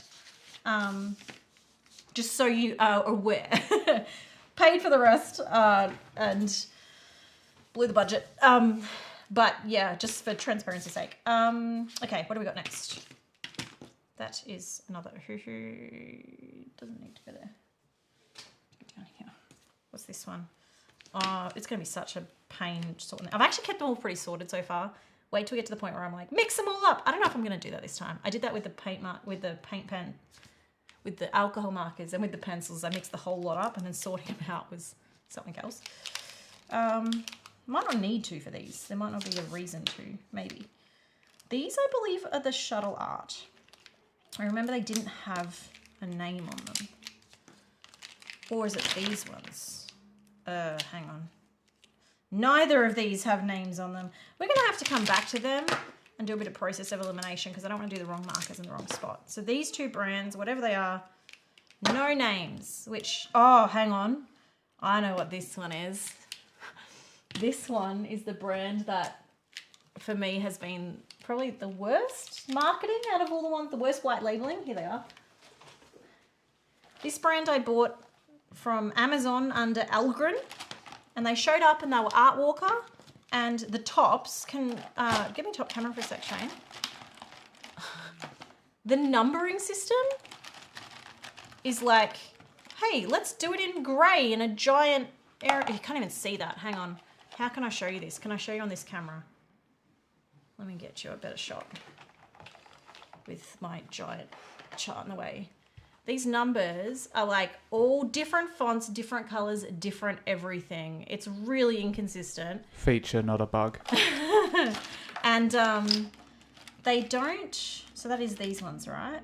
Yeah, it just gives me like, the box itself has some pretty questionable stuff on it, like water-absorbing materials such as wood and stone are easy for painters to penetrate into cracks. They can be stacked after they completely dry and the effect will be better. After graffiti on shoes, it is not easy to lose colour in rainy days, but it will lose colour after long-term friction. Careful, Sarah, we might get demonetised if you keep reading that. Like, after the colour is dry, it will not fade in normal use. If it is rubbed with a wet cloth, it will fade. If you want to keep it for a long time, it can be dried in the oven. I don't know, like, DIY mobile phone case can be better used with glue drops. What does that even mean? But they, sorry to interrupt, but we have a new member! That's worth an interruption. Who are we welcoming to our membership? Just Winging It Colouring, upgraded membership to silver. Very nice. Oh, so they're already a member, but an upgrade. That's cool. But I'm still going to press the button, even for an upgrade. Absolutely. All right, we're going to test these because they had so many like typos and that on the ad as well. I don't have high hopes for them. So let's see how we go. Art Walker. I should at least give them the benefit of the doubt with a bit of a activation. Now they might also, being white labeled, they might surprise us and actually be okay if they use a good factory. See how that soaks in, that's weird. I just don't have a lot of hope for their quality control, I guess, because of the lack of attention to detail in other areas of their product. And the fact that they were selling under a completely different name. So the person who I bought it from isn't actually heavily invested in the success of the product itself.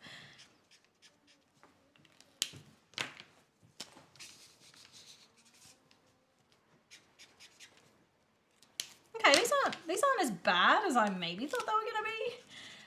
Oh, that white is not great. Not a great marketing slogan. Not as bad as you think they'll be. My expectations are pretty low. What I am noticing is that at the end of them, I don't know if it's that the end is drying first or if it's just that, like, they're not, like, this isn't happening on these other brands where there's the pooling is, like, in the middle but not on the ends. It was a little bit on, a little bit over here on, like, the Sharpies were doing that a bit. Where when you lift it, it, like... I don't know. I might be imagining it. Sarah thinks that they look metallic. No, not metallic. I think that's just... You're probably looking at a bit of... You've got lights bouncing here off the different paints. So, yeah, side angle might help. They're actually not too bad. They're a bit watery compared to some of the others, but, I thought they would be worse. Right now, the Artistro brush is really losing out. Like, every other marker is beating that one. That one's really bad. Like, those colours are just gone. All right, what do we got next? Let's have a look. Well, this one then must be, these must be Shuttle Art then. I don't know, it feels risky trying them without being sure. I'm gonna leave them to last and just see what's left on the list.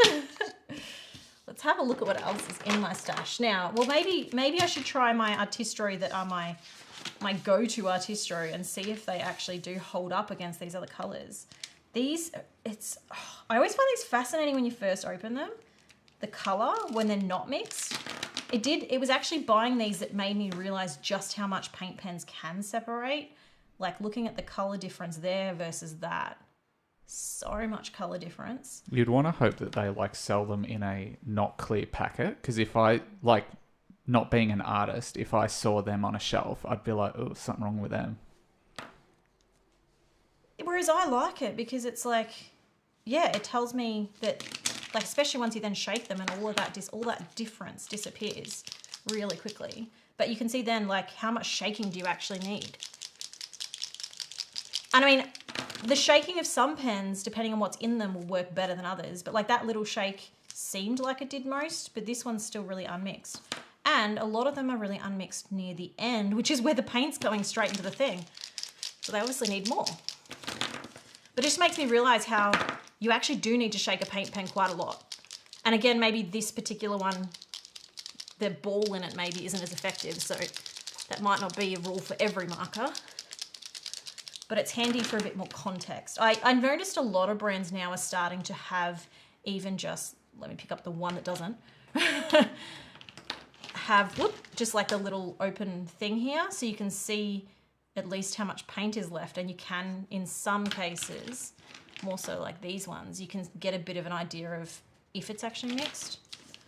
I don't know, these ones do seem to separate a lot more than what some of the others look like they probably do. But I don't think it matters as long as you activate them again. All right, let's have a look. So these were always my favorite. They activate fairly quickly. I think it's usually 2, maybe 3 pumps.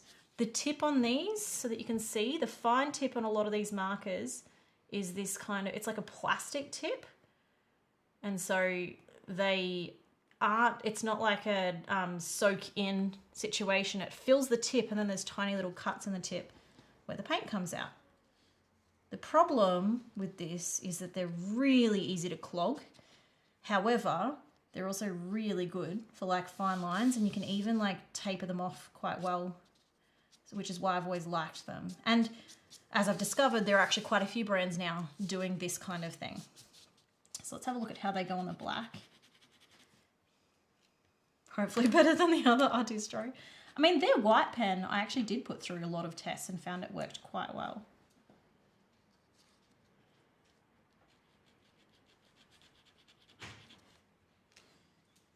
You definitely don't want to layer them over themselves much. There's hair on here. That's how to clog them really quickly.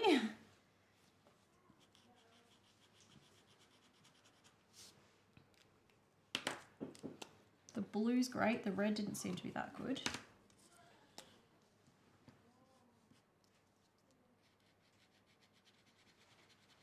the colors that I use the most are these lighter colors.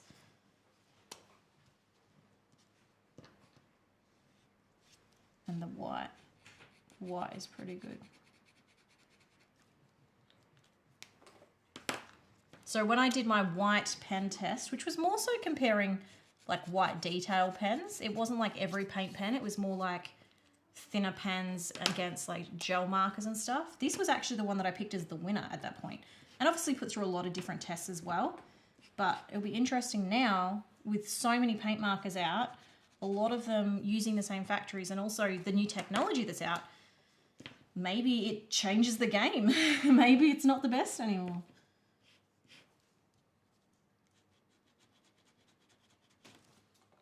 So a lot of their lighter colors, I mean, some of these are still separating. They're like soaking in, which is weird because I remembered this doing better. And again, like when I did this test, it would have been on like black hot press paper. So it could even just be the different type of paper absorbs differently, which just shows when you're buying new products that it's worth testing them on multiple things, because these might look great on white paper, or they might look great on pencils and then they work terribly on the black, or they might look great on the black, but then as soon as you apply them over the top of pencils, they just clog up with the wax of the pencils. Like, you just don't know.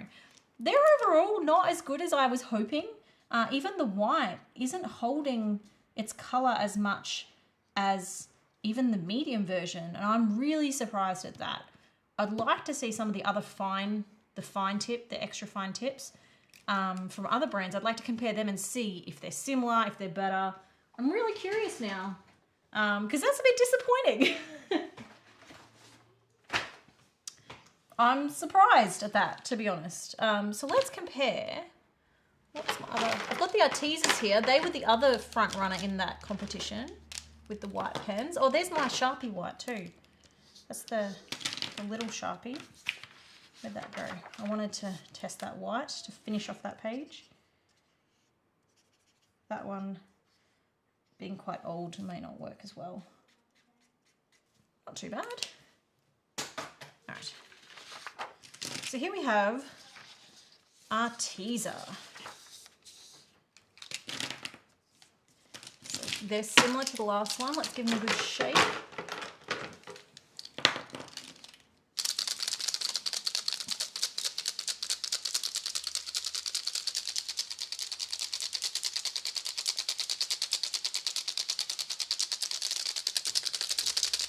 Bit of ASMR for you. Alright, so these ones are also just a really quick activation, like between 1 to sort of 3 presses, and it fills the entire tip. Oh, that one might need a 4th. It's there, I can see it, but it's not quite at the end, which means the paint might be a bit thicker, which is not a bad thing. I'll just give it one more press. There we go. I should try and line up similar colours with the one underneath it. Well, that blue's straight away soaking in, so that's not great. I'm going to try and match the colours underneath to give us easier comparison between them. Okay, so the red. The other thing with these fine tips is that they're very prone to spraying. By that I mean, if you put even the slightest bit too much pressure, or if you're going too fast, some of them, it will flick the paint out. So you do have to be careful. And some brands I think are more likely to do that than others. Now, is that the white? Or no, that's the white. So I didn't have another similar color to compare. Whoa, that's like a neon. It's not looking very, not standing out very well though. And the white.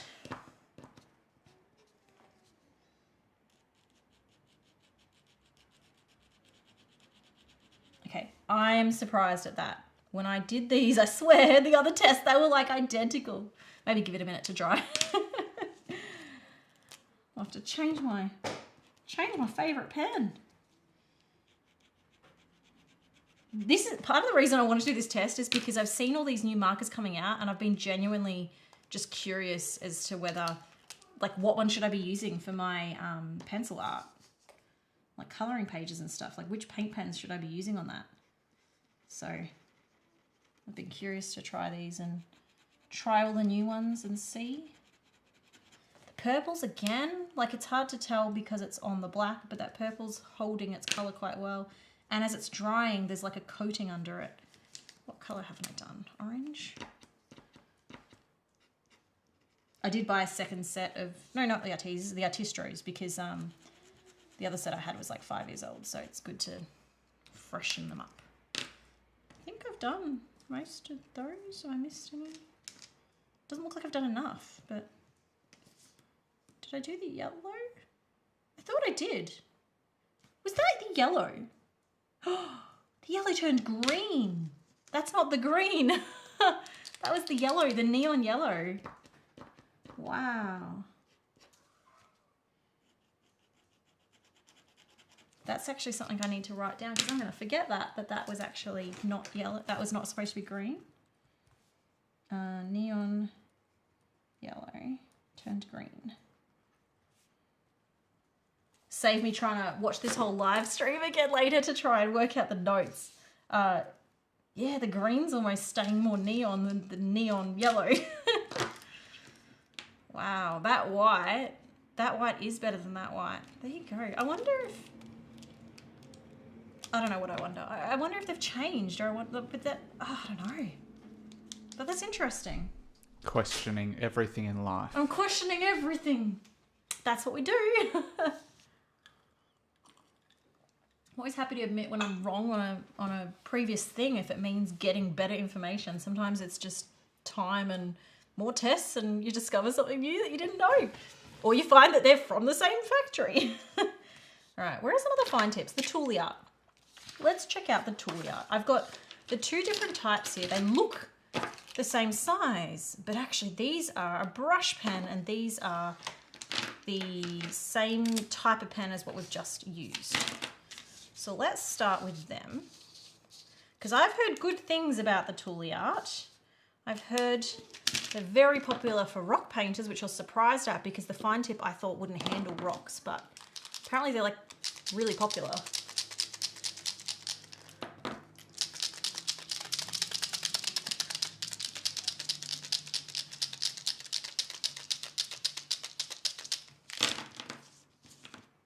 All right, let's get these activated. I'm just pressing them 3 times because I assume that's what they need. But 3 times fast is probably different to 3 times slow. I mean, taking a little bit longer to activate is probably just a sign they're a slightly thicker paint, and that's probably a good thing.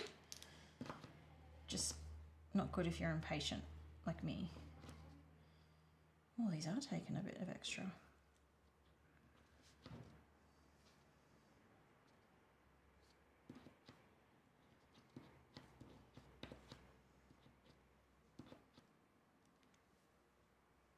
I can see the green.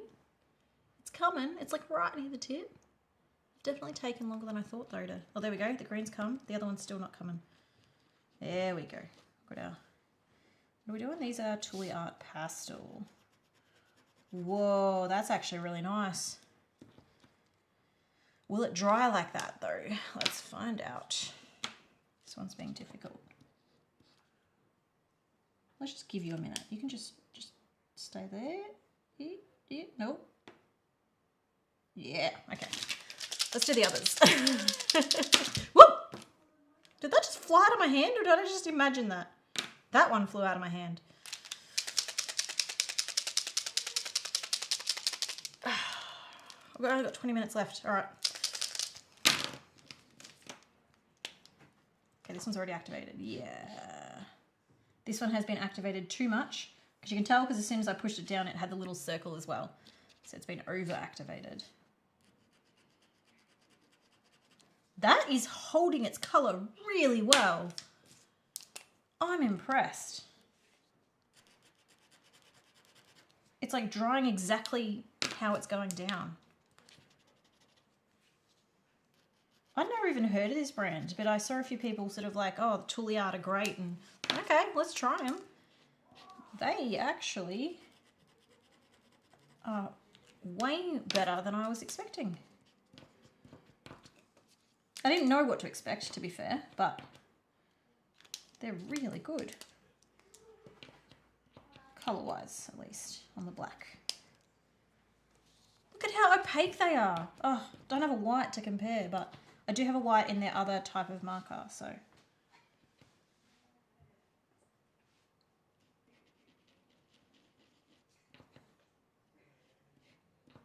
Now, I might be wrong, but I believe Tuli-Art, even though they do white labeling from a factory, I believe that they're actually an American company. Now that one, it's not white, but it comes out white. On the black, it comes out white. It probably doesn't look white on white paper.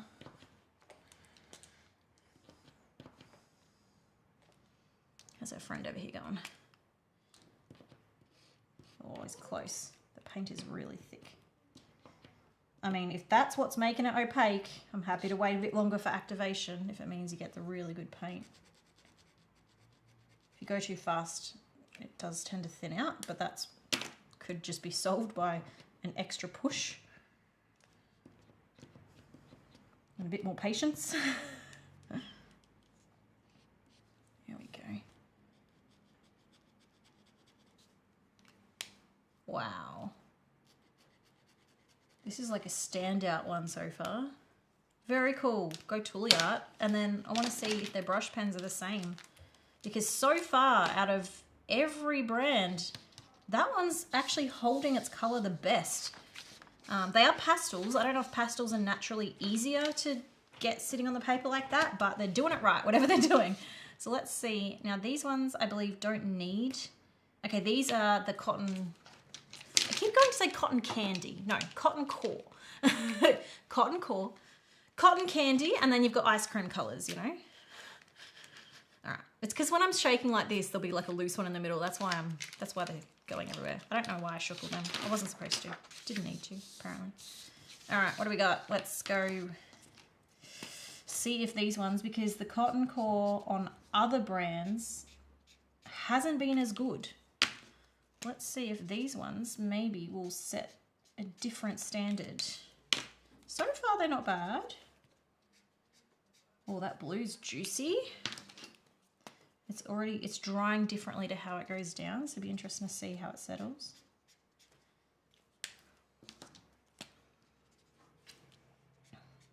Now, this is only one test too, remember. What works well on this paper won't necessarily, well, there's the one I ruined again for the layering.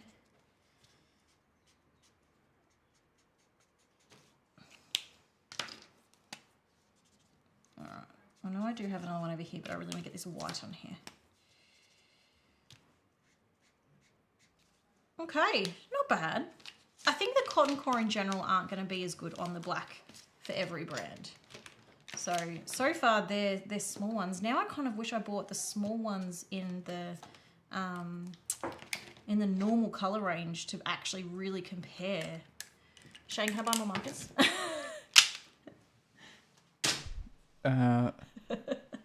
No. Tooli-Art Essential color range. Yeah, it is going to make it hard to compare, but... You can buy more markers if I can buy more tech stuff. Never stopped you. All right. Well, what's next? What have we got here? This is just art. We've got some jewel tip. We've also got... Now, I'm not going to do the Karin because I'm waiting for the new one. So let's put them aside. I've got all these different Flysea ones. That's from the manufacturer. What are some of the nicer brands that we haven't even considered yet? I have Derwent here. I didn't even know that Derwent made paint pens. These are a late addition to my list because I only discovered them a few days ago. Let's have a look at them. And these ones are a nice matte design too. These are real, like I like how they look and feel. And these are a different tip. They also say highly light fast, but I didn't get these in time to add them. So I am light fast testing all these, but these ones came late. So I might need to just do a mini light. I mean, I only have, what, 5 of them. There's another one here somewhere. I might need to do a mini light fast test with them just because it'd be a shame to have a really light fast one not included on the test. Okay, so Derwent. So these ones, let me show you this tip. This tip is It's still got the sort of felt thing in here, and then it goes into this plastic tip at the end. So it's quite different. How do I do that whole makeup thing of where you put your hand behind it? You can see it better.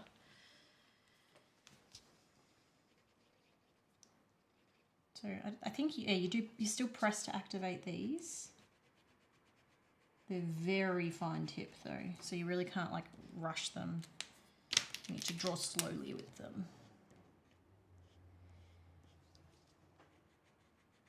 When they first go down, they seem really bright, but I do think they're going to soak in a bit more than I was hoping. Oh, that pastel colour is cool. The reds is one that does seem to struggle among a lot of the brands. Oops. I think Caitlin's excited that there's more light fast science testing, coding, experimenting nerdness with spreadsheets. I ruined my orange. There's only like 5 markers and I've already ruined the orange. Yes, although the light fast testing I'm doing for these is not going to be as extensive as the light fast testing I did for like the pencils, because I only have like a 3-week window to test them, so it's not going to be scientific.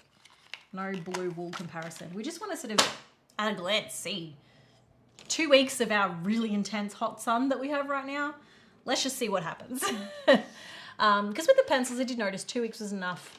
Most of the alcohol markers faded within the 2 weeks, so it is a good sort of range to know the basics of what am I saying? Words. It's a good range to see if there's any sort of major issues with light fastness. All right, I found these do say shake, so I'm going to follow the instructions. The liquid ink from Artex. These are the ones that when I tried them, I was like, oh wow, these might be a new favorite, and made me realize that this liquid ink thing exists. These actually aren't mixing well in that bit though. That's actually separated quite a lot. So let's get more of a shake. But then that shaking I don't think will help with the ink in here. Oh, maybe. But see how like there's ink here and there's ink up here. The ink up here doesn't look mixed. The good ink is here. So how do we get it to remix if it's not mixed? I also have, this happens a lot on these. They come undone. But that's handy because we can see the system. So I'm not entirely sure if there's a way to, like, if they end up not mixed, how do you kind of solve that? Because these ones that I've just pulled out seem separated. Bright though. These have been really popular on YouTube recently. But I will say, between us, Artx are a very aggressive brand when it comes to asking people to do videos for them. So that's why you see a lot of videos for them. Is the actual pigment material the same between pencils, markers and paints, just suspended in different media? I think so. I don't know. That's a really good question. It probably also varies a lot between the markers. But some of them, like, some of them would be acrylic ink, whereas some of them would be acrylic pigment. These are the kind of questions that, I mean, do we even, Shane, am I allowed to go down that rabbit hole? That feels like a really dangerous, never ending, I don't know, there's so many questions I have. I could honestly make an entire like year's worth of content over just like this one group of testing. There's just so many questions I have. They're pretty good. I feel like I want to solve, like, are they supposed to keep separating like that? I thought the point of this technology was that they wouldn't separate here, and I'm seeing separation. But they are going down really nice, and those colors are quite bright. I will be interested to compare them with all the other automatic ink to see if they hold their ground against all the other brands that are using the same sort of new technology. But they were the ones that first, it wasn't the first one I saw with this tech. It's the first one I saw that I realized that the tech has spread beyond Karin and Sharpie. They were the ones that I was kind of like, oh, okay, this is like a thing now. So, are there any other requests? Because we are sort of running out of time. I will continue this testing. So what we do, we finish this live stream, we're finishing up in 10 minutes. And then I'm going to do an extended live stream with the members for our YouTube channel. So Silver Plus members will be able to jump back and continue doing this with me because I've still got quite a few to go. So I'm going to keep testing. I wasn't sure if we'd get beyond the testing of this. I don't think we're going to get past it. I think it's going to take us a little bit of time to get through all these other brands. But we can keep talking, keep asking questions. It's a much smaller group of us. It's like less than 30 people. So it means that you get a lot more chance to ask questions than maybe what we have here. And so you're welcome to join that if you're a YouTube member, if you want to become a YouTube member, even just for a short time, you can jump in and join me in after a half an hour break. I'll come back. Is it usually, or is it an hour usually? It's usually more like an hour, isn't it? Yeah, I think it's whatever we want it to be. So we finish up in 10 minutes and then we'll take an hour break and then we'll come back. That'll allow me to also just sort out and work out what's next so we can make sure we make good use of this time. But just because you're not a member doesn't mean you'll miss the results of the rest of these, because this is all getting put together for a really big video that'll be a few weeks away because I got a lot to figure out. And I will be again listing all the results on my website as well. If you want to see some of the past tests I've done, I've tested every colored pencil and I've tested every alcohol marker, and those are both on my YouTube channel but also on my website, where you can literally see every single test that I do for all of those things, see the winners, see the results. I'll be doing the same with these paint markers in a few weeks. And so you will see the final results of the black test and the many other tests that we did. This for me even is just crazy that this is like so many pages, because when I did it for the colored pencils, pretty sure it fit on one page. So the scale of this one is a lot bigger, and there are a lot more questions that I have, and a lot more things I want to work out with, like which markers are actually from which factories and stuff like that. So we've still got 5 minutes. I'm gonna try and, is there any, like, we really have to know, let me figure out. I do think I want to show you the Copic because they are a new marker, and Copic make really good alcohol markers, so it makes sense that they would make good paint markers. And I had a chance to try one of these a while ago and I was actually really impressed. So I would love to try them before we go. Is there any other shame that you feel like have come through that you go, actually, we can't miss that one? And we'll do that before we head off. I think let's just go to Copic.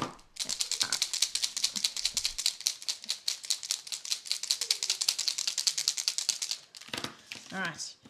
The Copic are a super fine tip, like those ones that we've just shown you. And I believe these ones will be pretty opaque, except that I've made this one a bit scratchy.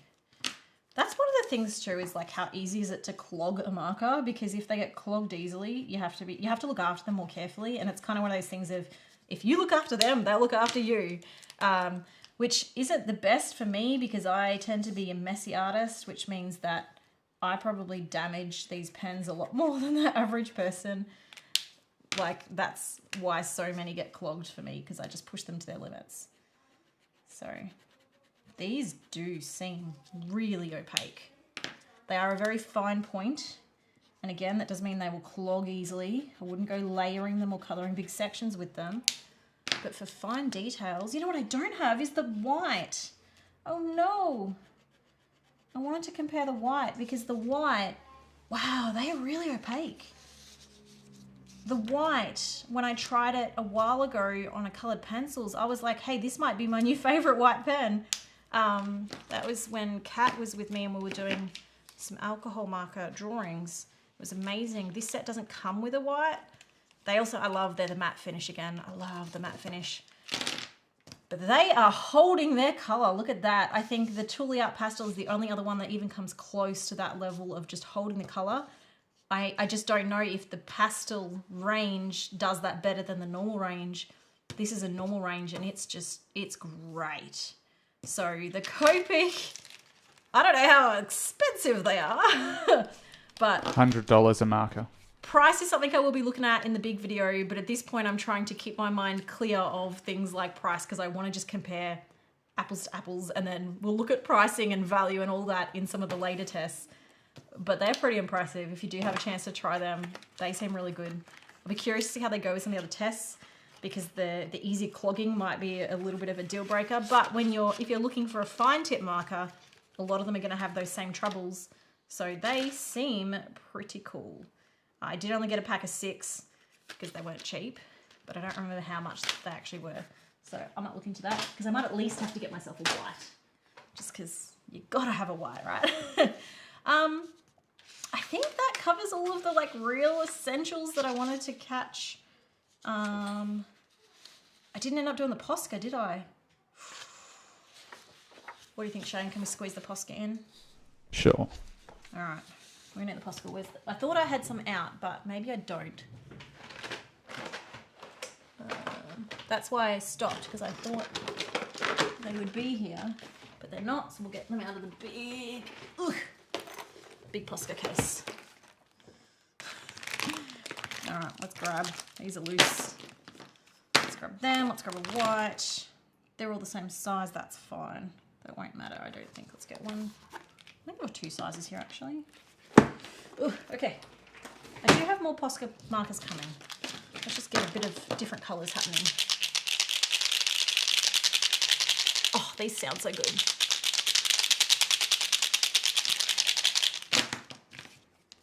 All right. Now these are quite old, so there is a little bit of extra grace because there are a few. Oh, that one hasn't even ever been used, so it will probably be a better representation of what they're actually like.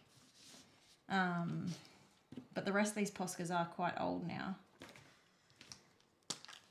So even the fact that they're not clogged is actually pretty cool.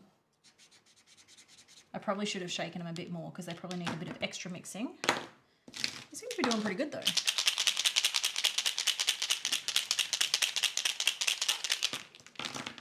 Okay, I'm trying to multitask here. Or if that purple stays that purple, that's pretty good. Hang on, I want to do a bit more of a group batch. The orange wasn't great. I'm actually just impressed at how, I thought these would be all dried up and crusty and horrible, especially when I look at my comparable Chalkola, just for reference, that, I mean, look at that.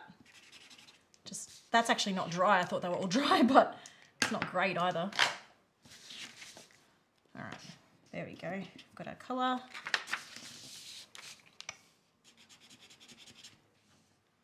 These colours are quite bold. I mean, I'm not surprised that Posca would do well because they are like the brand that everyone knows, but I kind of, whoop, okay, that is a big mess. Maybe overpumped that one. I sort of, in my white pen test was like, oh, maybe they're not as good as everyone says. Like, so I kind of mentally moved on from them. I already did that one. Maybe they are popular for a reason. I do know that I have many times made a mess with Poscas, and I think that's just a thing of this type. Yeah, I mean, there again, in my effort to like mix that, I've like way over pumped that. And so that's where it gets messy. So the mess factor isn't great compared to some of the newer markers. Colours are nice though. Yeah, the colours are great. The white isn't as good as I would like it to be for a Posca. But all those other colours, they're really bold. There's a few here that seem to be unmixing a bit. But given those markers are 5 years old, they've really held their own. I do have a new, so Posca now have a brush pen and a few other pens. I've got a few of them coming. I did yesterday spend a bit more on some markers because I really wanted to try just the new styles. So I found a set of black that has like the different combinations just to be able to compare. But that's where we're at for now. And I am gonna continue this. I'm gonna take about an hour break so I can have some lunch and we can stop and sort of reset a little bit. And then we're gonna come back and join with our members. And I've just put my hand in paint. Thank you so much for joining. I hope this was interesting. I hope you found it useful even just to answer some quick questions. I wouldn't necessarily go out and jump and buy these markers right away based off this testing. If you can wait a little bit longer, I would suggest waiting until my full video because there are a lot of other tests I want to do. Durability, how long they're going to last, whether they can last on one page but also last for a year. Like some of those tests, obviously I can't test if they last for a year, but we are going to just do a lot of research to try and answer some of those questions other ways. Light fast testing, rock painting testing. I'm going to paint a bunch of cassette tapes as a fun way to test them on plastic as well. So lots to come. But thank you so much for joining me, and stick around. I will come and answer some of your comments soon too, but please, if you did have a question that didn't get answered, come back and comment after the video's been published and the replay's up, because then it will go into the new comment section instead of the live comments, and that way I can see it and get back to you. So thank you so much. I hope this was fun. See ya.